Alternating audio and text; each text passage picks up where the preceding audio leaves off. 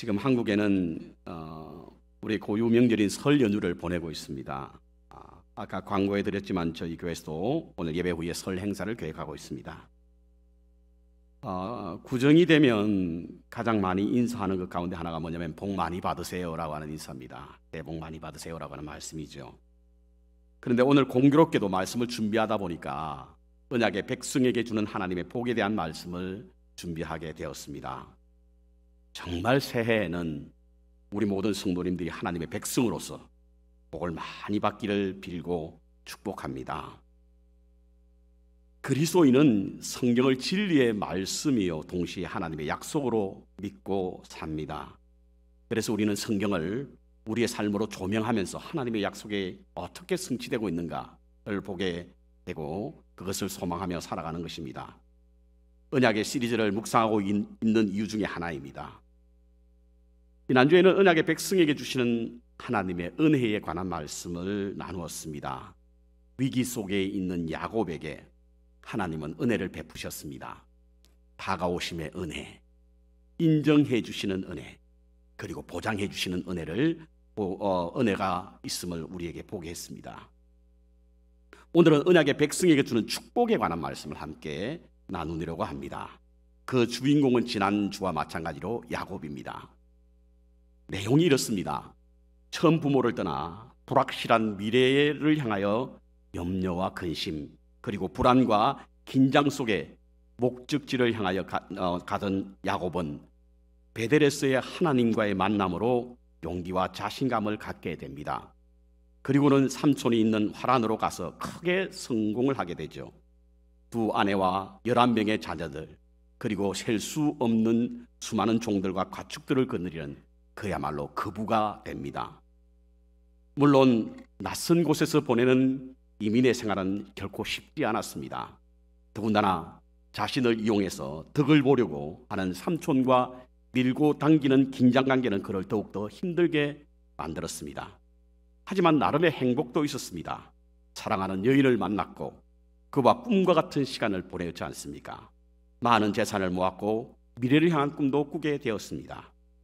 그렇지만 고국을 향한 그리움은 그 어떤 것으로도 대신할 수가 없었습니다. 고향 생각에 향수병이 걸릴 지경이었습니다.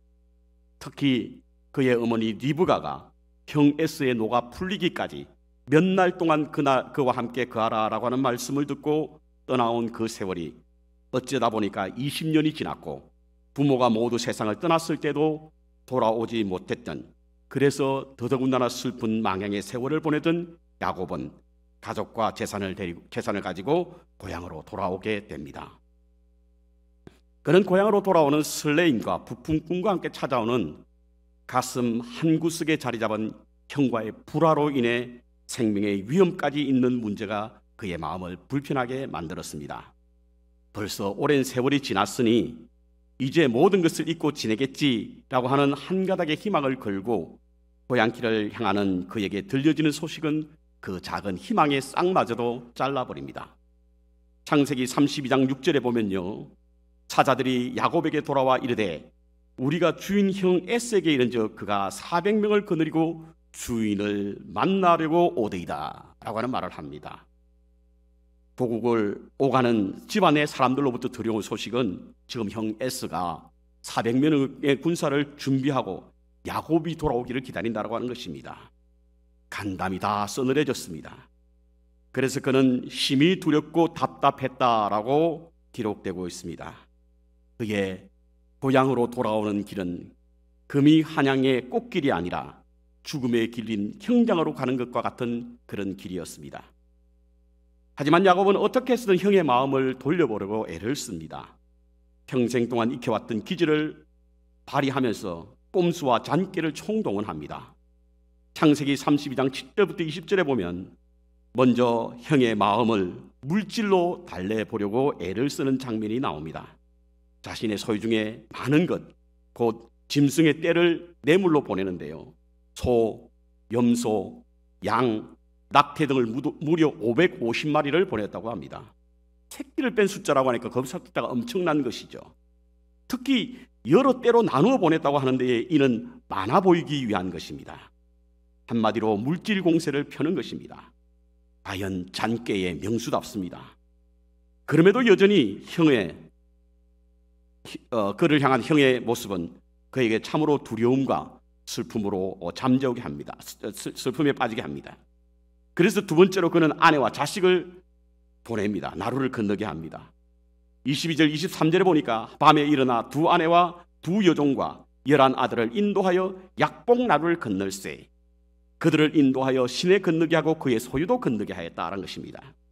가족 곧 친족들을 보면 혈육의 정이 있으므로 마음을 풀지 않을까 감성을 자극하여 그 마음을 녹여보자고 하는 이야기입니다. 하지만 형으로부터 들려온 소식은 여전히 싸늘했습니다. 인정에도 호소해보고 재물로도 마음을 풀어보려고 했지만 아무 소용이 없었습니다. 야곱은 홀로 약복강에 남아 있게 됩니다.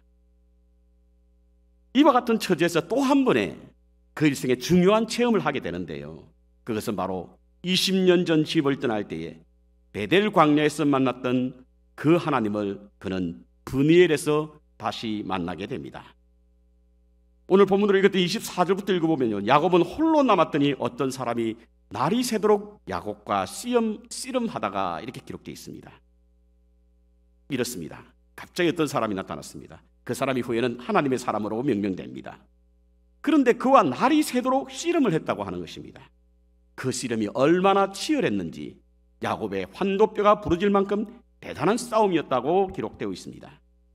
그 싸움은 밤새 계속되었고 어둠이 거치고 날이 새려고 하자 이 사람은 싸움을 멈추고 떠나려 했습니다. 그런데 야곱이 보내주지 않는 것입니다.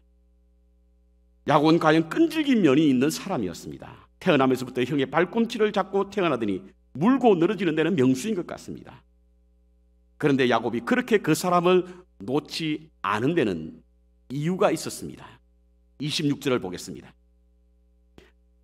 본문에는 나와 있지 않지만 호세아서 12장 4절부터 보면 그는 매우 처절하고 간절한 바람으로 울며 이렇게 간구합니다. 나로 축복하지 아니하면 가게 하지 아니하겠나이다.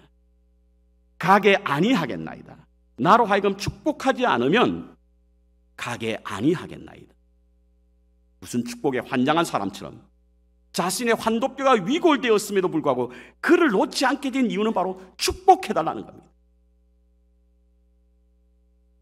저는 이 말씀을 통하여 언약의 백성들에게 주어지는 진정한 축복이 과연 무엇인가를 한번 보기를 원합니다. 무엇이 축복인가?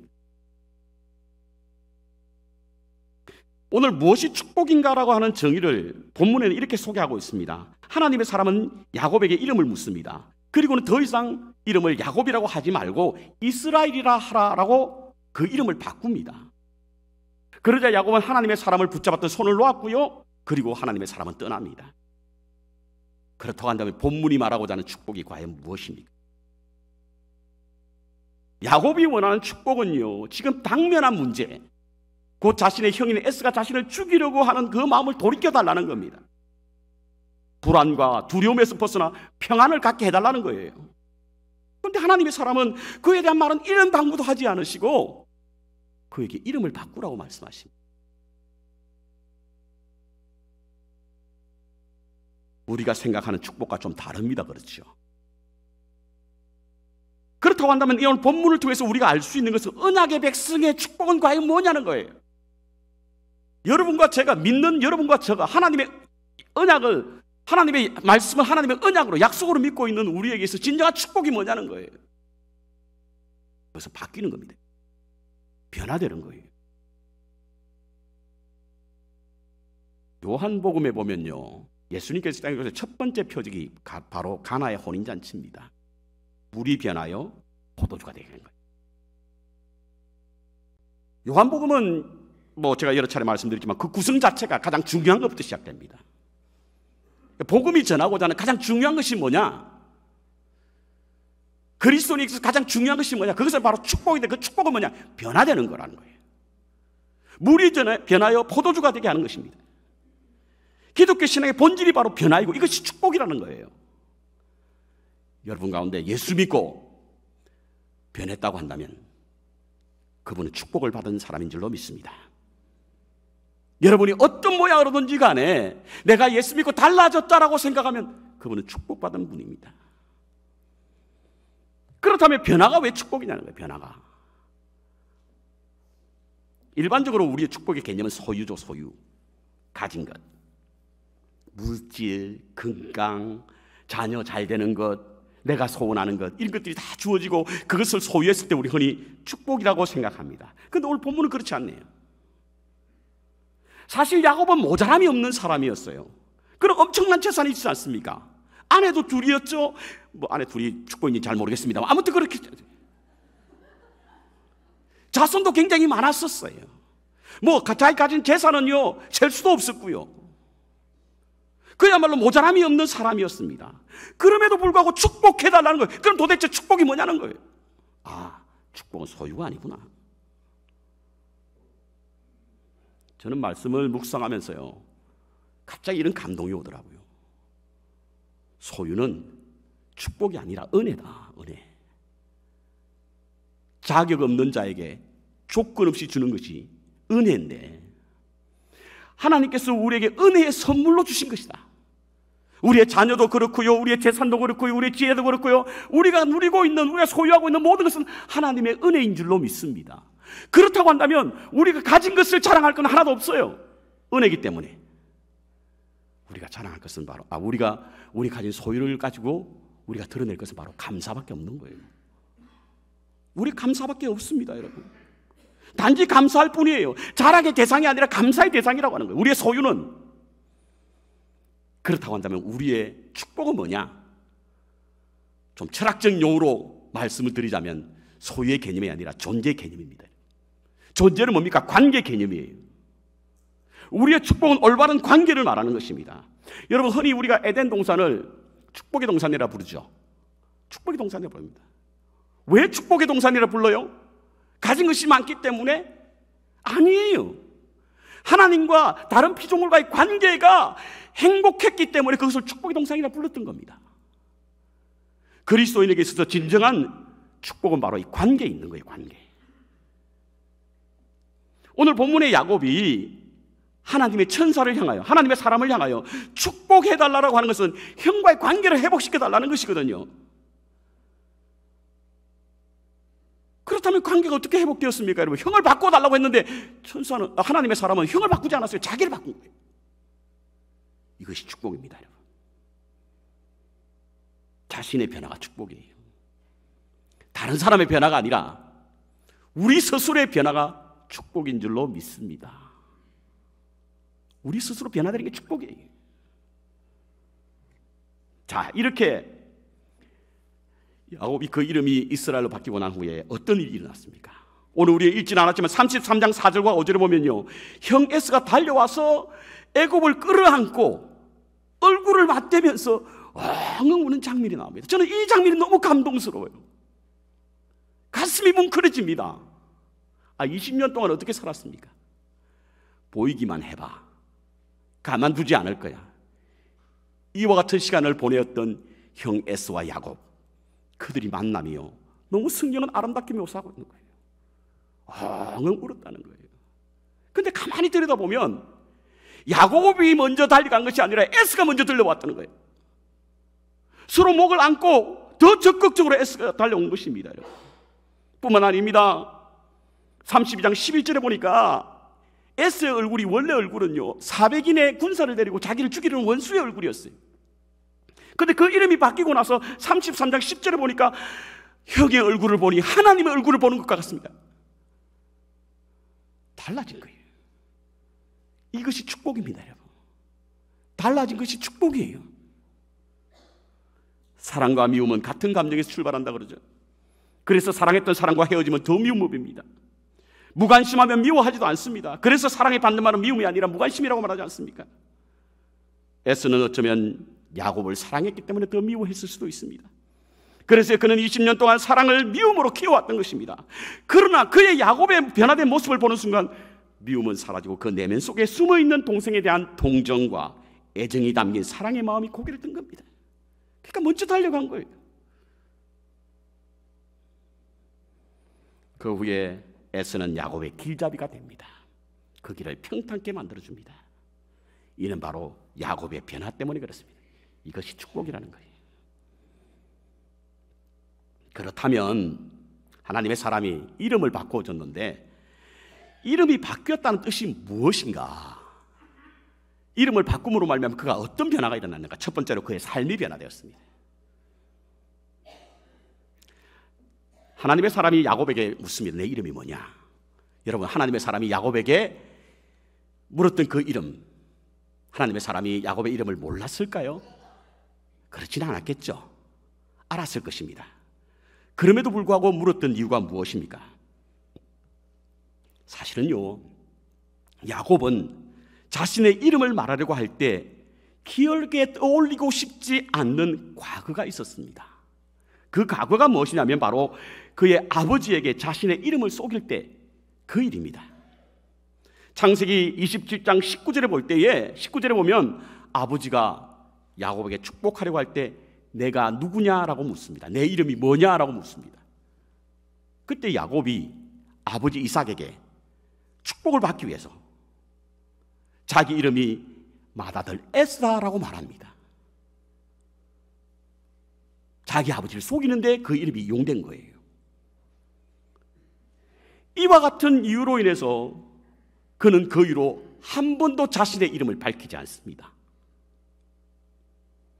창세기 29장 12절에 보면요, 삼촌 집으로 가서 라헬을 처음 만났을 때에 자신의 이름을 밝히지 않고 자신을 뭐라고 소개하고 있냐면 라반의 생질이요 리브가의 아들이라 이렇게 소개하고 있습니다. 야곱이라고 하는 말을 하지 않는 거예요. 그런데 오늘 하나님의 사람이 그의 이름을 묻습니다. 내 이름이 뭐냐? 그때 아버지가 물었던 그 물음이 다시 났을 것입니다. 하지만 그는 더 이상 자기를 속이지 않았습니다. 야곱이라고 말합니다. 삶의 변화는요, 자기를 속이지 않는 거예요. 이것이 바로 삶의 변화입니다. 20년 동안 리브가의 아들로 살아왔던 그가 처음으로 자신의 이름을 밝히는 겁니다.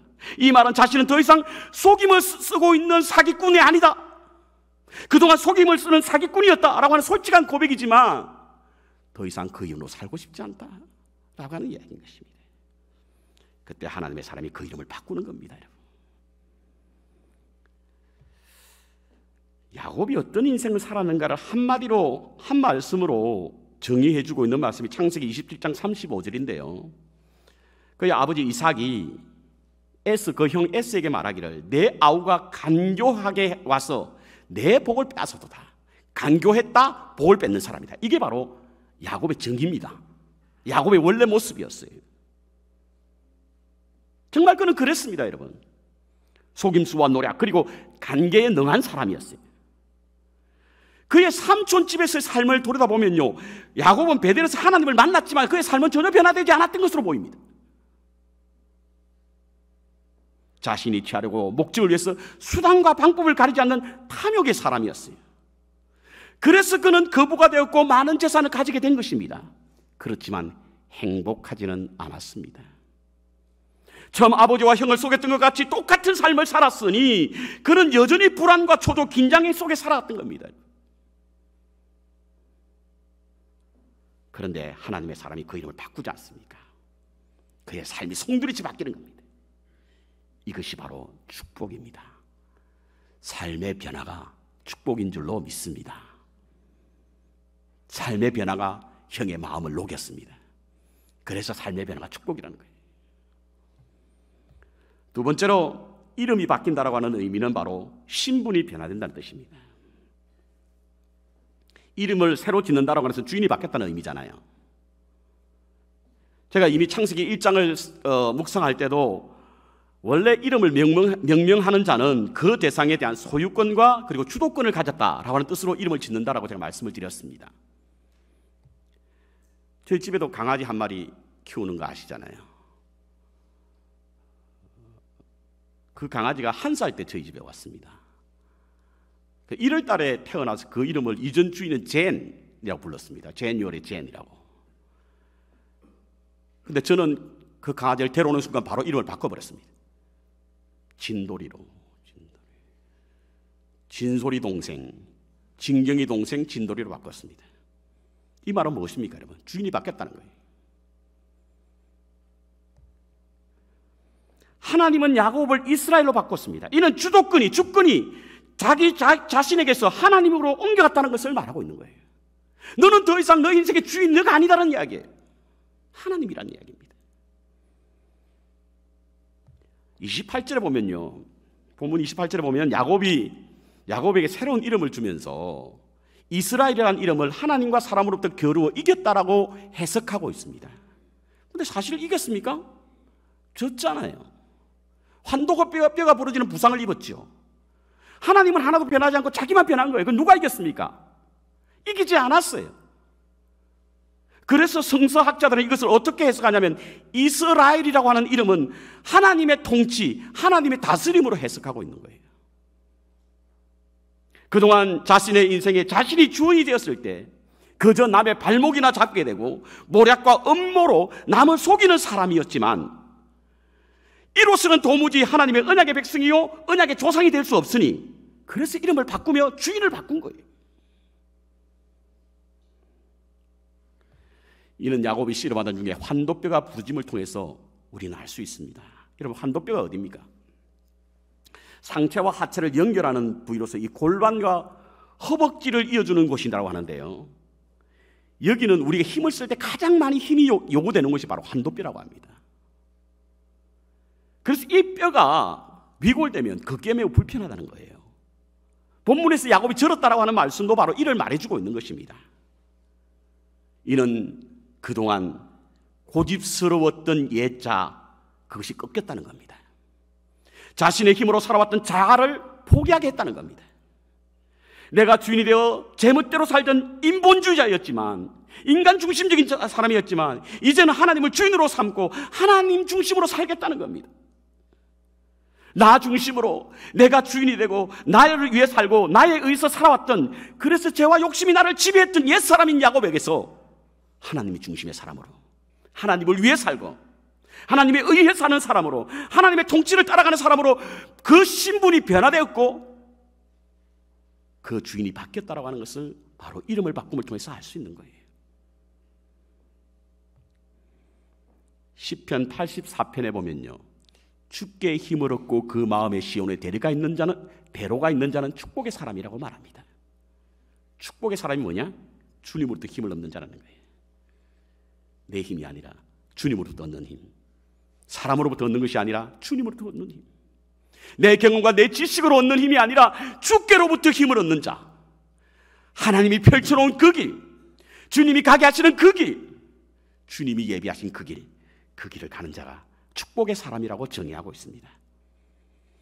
김난중 목사님이 쓴 인간과 잘 사는 것이라는 책이 있습니다. 그 책의 서문을 보면 잘 사는 것이라고 하는 것이 과연 뭐냐? 잘 사는 것이 그리스도인에게 있어서 잘 사는 것의 의미라고 하는 것은 인간답게 존재하는 것이 잘 사는 것이라는 거예요. 인간답게 사는 거예요. 그 인간답게 사는 것이 뭐냐? 하나님께서 지정하신 본연의 자리에서 하나님과의 올바른 관계를 맺고 그 올바른 관계를 사람들 속에 구현하는 것, 이것이 잘 사는 거래요. 그렇습니다. 축복의 인생이란 인간답게 사는 것이고, 인간다움은 바로 하나님께서 정하신 그 길을 따라서 올바른 관계를 맺고 그것을 우리의 삶으로 드러나는 그것이 바로 잘 사는 일입니다, 여러분. 그것이 축복이라고 하는 이야기예요. 세 번째로, 야곱이 이스라엘로 그 이름이 바뀐 것은 바로 인격의 변화를 가져왔다는 겁니다. 여러분, 이름이라고 하는 것이 어릴 때는 단순히 호칭으로 불려집니다. 그렇죠? 어린아이들의 이름 부를 때, 쟤는 누구야 이름은 호칭으로 사용됩니다. 그런데 나이가 들면요, 그 이름은 그 사람이 됩니다. 그리고 세상을 떠날 때는 그 사람의 이야기가 되고, 그리고 그 사람의 인격이 되는 거예요. 그래서 그 사람의 이름을 떠올릴 때면 그와 같은 삶을 살았던 사람이야. 그래서 장례식에는요, 이력서를 말하는 것이 아니라 양력을 말하는 거예요. 어떤 사람이었다는 것만 기억나는 거죠. 야곱이 이름이 바뀌었다라고 해서 그의 인격이 바뀌었다는 거예요. 그래서 이름이 바뀐 것이 축복이라는 것입니다, 여러분. 하나님의 사람은 더 이상 야곱을 야곱이라 부르지 말고 이스라엘로 부르라. 야곱이란 이름이 바로 다른 사람의 발목을 잡는 이름이라고 한다면 이스라엘이란 이름은 하나님을 대면했다는 거거든요. 더 이상 너의 인성이나 인격이 다른 사람의 발목을 잡는 그런 인성과 인격을 갖지 말고 하나님을 대면하는 자로서의 삶을 살라. 그와 같은 인격을 가지라 이겁니다. 사람은 자신의 이름대로 산다고 야곱의 일생을 보면 정말 그랬습니다. 야곱이란 이름으로 살 때는요, 남의 인생에 끼어들어서 그저 발목이나 잡고 속이고 사기꾼 같은 그런 인성을 가진 사람이었습니다. 그러다 아무 가책을 느끼지 못했던 거예요. 그는 많은 재산을 가졌을지라도 그와 같은 인격의 소유자였습니다. 그런데 그의 이름을 하나님을 대면할 수 있는 자로 바꿨단 말이에요. 곧 이스라엘로 바꿨으니 배려하고 이해하고 섬기는 자의 인격을 갖게 된 것입니다. 이것이 축복이라는 겁니다. 인격의 변화가 없이 소유의 변화가 오면 그것은 축복이 아니라 민폐예요, 민폐. 갖춰져 있는 인격 위에 우리의 소유가 없으면 그건 다른 사람에게 민폐가 될 수가 있습니다. 그래서 소유도 인격만큼 있어야 합니다. 재산도 명예도 권세도 그리고 수명도 인간관계도 우리 인격 위에 세워져야 합니다. 이것은 제 말이 아니라 백사를 살아도의 저자였던 김영석 교수가 한 말입니다. 우리가 가진 것도 우리의 인격만큼 있어야 하고요, 우리의 지혜도 지식도 인격만큼 있어야 된다는 이야기예요. 그렇지 않으면 다른 사람에 폐를 끼치게 됩니다. 그러므로 진정한 축복은 인격의 변화입니다. 여러분, 우리가 갈라디아서 5장에 보면 성령의 9가지 열매가 있죠. 이건 다 인격에 관한 문제예요. 여러분. 내면에 관한 문제입니다. 성령을 받았다고 하는 것이 뭐냐? 우리 인격의 변화를 가져온다는 겁니다. 사랑과 희락과 화평과 오래 참음과 자비가 용서가 옹청과 충성과 절제라, 이것은 전부 다 인격의 변화잖아요. 우리 내면의 변화를 말하는 거거든요. 그것이 축복이라는 것입니다. 알렉산더 장군의 이야기는 여러분들이 아마 들어보신 분 계실 겁니다. 알렉산더 장군은 모든 부대원으로부터 존경을 받을 만한 지도력을 갖춘 사람이었습니다. 그런데 어느 날 혼자 부대를 순시하다가 어느 막사에서 병사들의 하는 이야기를 듣게 됩니다. 그 병사들의 내용이래요. 알렉산더 그 녀석 말이야, 그 놈이 군인이야? 그 놈은 우리 부대에 있으나 안 될 놈이야. 그런 녀석이 어떻게 우리 부대에 계속 남아있지? 이런 소리가 들리는 거예요. 깜짝 놀랐습니다.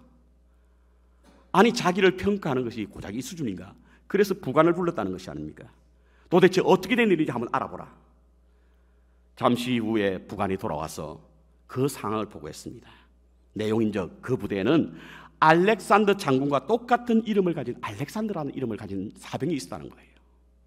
근데 이 사병이 군인으로서 도저히 이해가 되지 않는 행동을 하고 다닌다는 겁니다. 알렉산더 장군은 그래서 실제로 그것을 가보았습니다. 가보았더니 한 병사가 군복 단추를 이렇게 풀어 헤친 후에 술에 취해서 잠을 자고 있는 거예요. 부관이 그 병사를 흔들어 깨웠습니다. 개슴츠레한 눈으로 떠보니 눈앞에 알렉산더 장군이 있단 말이에요. 그래서 장군 앞에서 이런 꼴을 보였을 때는 이제는 죽었구나 생각했습니다. 그때 알렉산더 장군이 그 병사에게 엄중히 말합니다. 내 이름이 뭐냐? 알렉산더입니다. 둘 중에 하나를 선택하라. 내 이름을 바꾸든지 내 삶을 바꾸든지. 성경에는요, 이름이 바뀐 예가 참 많이 나옵니다. 잠깐 지금 떠오르는 사람만 생각해도 아브라함이 아브라함으로 바뀌었죠. 사레가 사라로 바뀌었습니다. 베도니가 베냐민으로 바뀌었지 않습니까? 시몬이 베드로로 바뀌었습니다. 사울이 바울로 바뀌었습니다. 이름이 바뀌었다라고 하는 것은 그의 삶과 신분과 그리고 인격이 변화됐다는 뜻입니다. 그래서 그들은 한결같이 축복된 인생을 살았던 사람입니다. 야곱은 이름이 바뀌고 난 후에 그의 인생이 완전히 달라졌습니다. 지금 전 세계를 쥐락펴락하는 위대한 민족으로 알려진 이스라엘의 국호가 바로 야곱이 새로 받은 이름입니다. 이만하면 그 축복이 아니겠습니까, 여러분? 언약의 백성들에게는 주시는 하나님의 축복이 있습니다. 그것은 우리가 변화되는 겁니다. 우리가 바뀌는 것이 축복입니다. 저는 저와 여러분이 이 변화의 축복을 경험하는 그런 복이 넘치기를 바랍니다. 삶이 변화되고 신분이 변화되고 인격이 변화됨으로 축복의 삶을 살아가기를 소원합니다.